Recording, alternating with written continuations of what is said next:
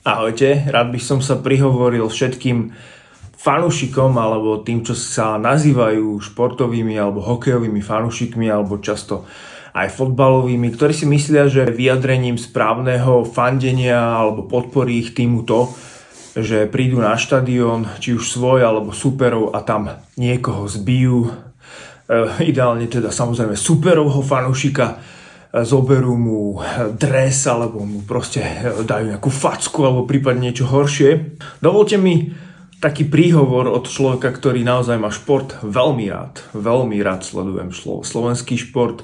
A veľmi rád milujem hokej, milujem fotbal, rád sa pozerám na kvalitné športové výkony a bol by som veľmi rád, keby slovenský šport napredoval. Dovolte mi taký kratučku, môj vhľad na túto problematiku, ktorá sa stala najmä teda nadväznosti na nedávne udalosti na Žilinskom štadióne, kde na hokeji proste fanúšikovia Žiliny zbili alebo teda sa veľmi pobili s fanúšikmi nitrianskeho HK Nitra. Tak milí fanúšikovia Vlkov, alebo aj iných, ktorí chodíte na štadióny biť sa, zaiste chcete, aby váš tím bol úspešný a vyhrával. To je asi prianie každého fanúšika, či už jeho motivácia je viac alebo menej odlišná tomu, tej napríklad mojej, ktorý rád ide na štadión do pohodlia a pozerá sa na kvalitné športové výkony, pekné fintičky, pekné góly a pekné hokejové momenty, aj v zapojením z publika, kedy sa fandí, kedy sa skanduje, choráluje, tlieska. A často mám rád a obdivujem veľmi momenty aj napríklad zo zahraničia, z americkej NHL, kedy, alebo napríklad zoberme si príklad v Kanade, keď sa hrala majstrovstvá sveta do 20 rokov, tak našemu brankárovi tam vo finále, alebo čo to bolo, semifinále, nie som si 100% istý, celý kanadský štadión vlastne skandovane tlieskal. Viete si to u nás predstaviť, že súperoví fanúšikovia budú tlieskať tomu vášmu hráčovi? Aký je to úžasný športový moment, pre ktorý vlastne sa oplatí ten šport sledovať.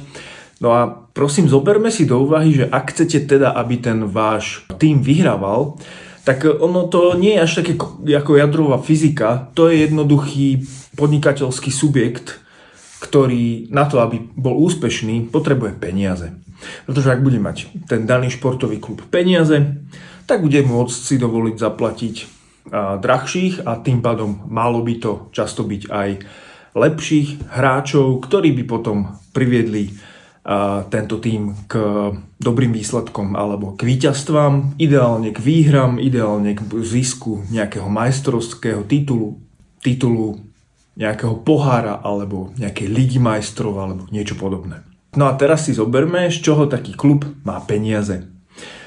Klub má peniaze najmä z takých ako dvoch hlavných častí, alebo teda tá zložka toho klubu, toho príjmu je z takých dvoch hlavných prúdov. Ten jeden prúd sú predaj vstupeniek na štadión a ten druhý sú sponzory, alebo môžeme kľudne to dať ako nejaký reklamný balík, vrátane nejakých povedzme televíznych práv alebo nejakých príjmov z televíznych reklam. Ale všetko to je vlastne reklama.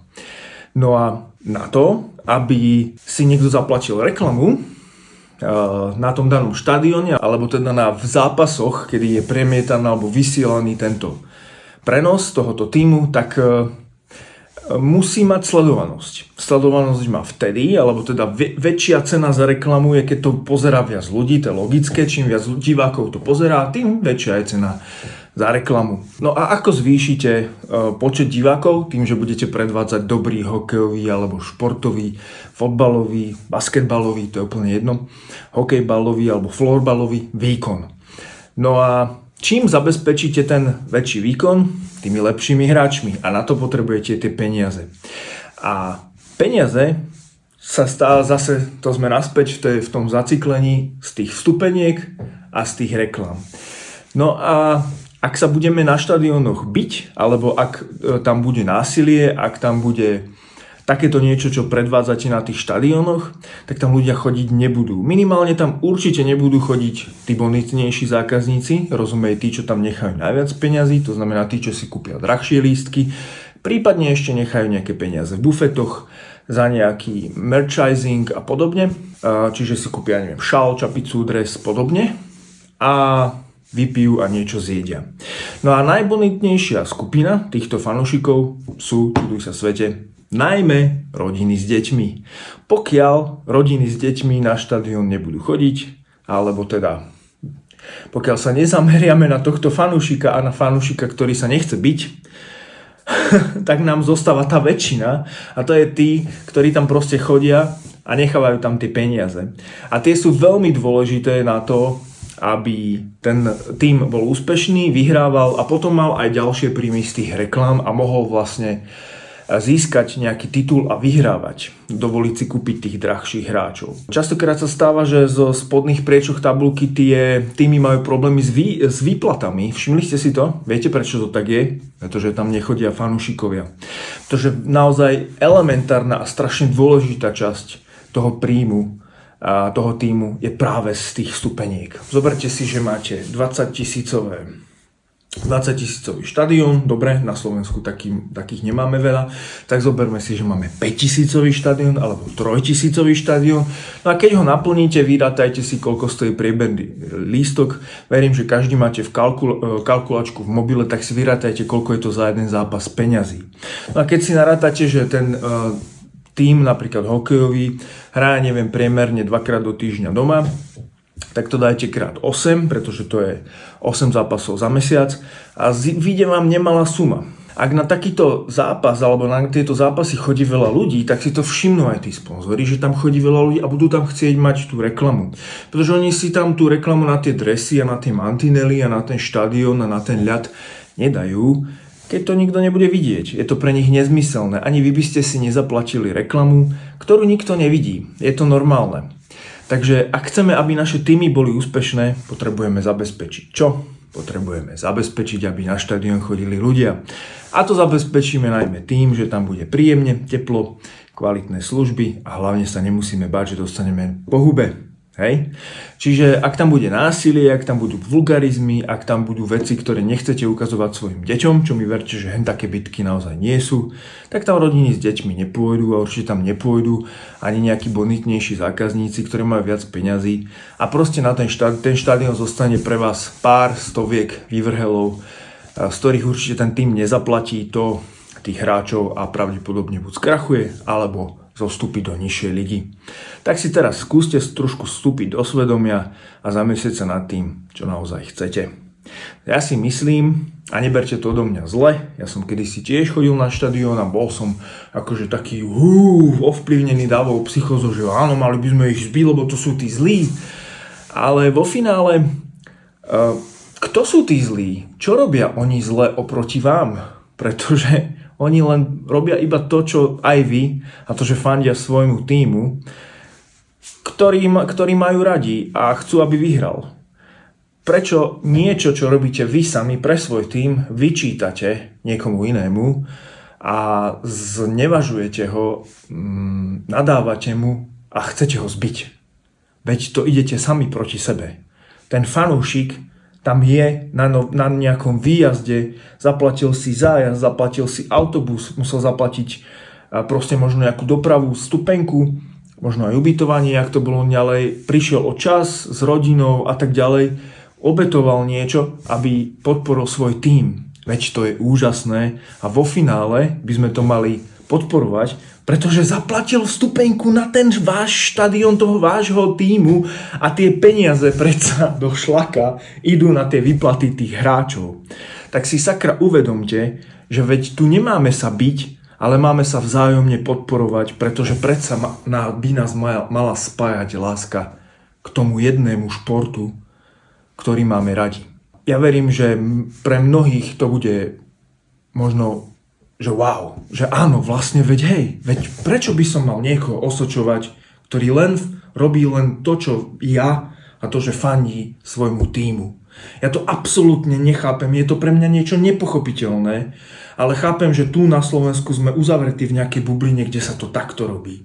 Ako náhle pôjdete niekde do zahraničia, áno, bol som aj na zápasoch NHL a videl som, ako vedľa sedeli hráči jedného tímu aj druhého tímu. Medzi sebou samozrejme mali nejaké rybkačky a nejaké uštipačné poznámky, ale vo finále na konci si pripili s tým pivom, pretože tam obidvaja boli pre tú istú vec, fandili svojmu tímu.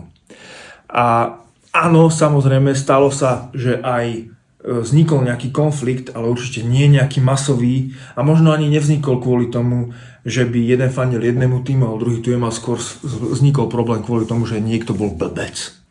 Tak nerobte zo seba blbcov a dovolte a choďte na štadión, podporte svoj tím, buďte radi, že niekto hrá pre vás, že obetuje tú drinu a nerobte mu hanbu aj pred ostatnými a snažte sa pochopiť aj tých druhých, tých, ktorí fandia svojmu inému tímu, pretože pravdepodobne, keby ste žili v inom meste, no tak pravdepodobne s veľkou pravdepodobnosťou fandíte tomu inému tímu a boli by ste to vy, koho by chcel niekto byť, osočovať, vyhnať zo štadióna, nedaj Bože mu nejako vážnejšie ublížiť.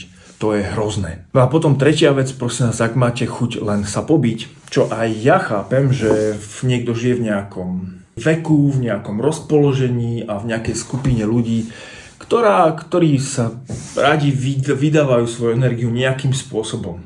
Chcem vám povedať, že na to existujú špecializované telocvične, kde si môžete za symbolický poplatok zaplatiť členstvo, ísť spolu na sparing a dať si dodržky, možno ešte pod dohľadom nejakého trénera, ktorý vám povie, ako to robiť lepšie a možno, že môžete byť aj vy úspešní a nakoniec sa tým možno aj dostať na nejaký zápas, kde zase vám budú fandiť nejakí fanúšikovia a zase tomu vášmu protivníkovi zase iní a verím, že sa medzi sebou nepobijú.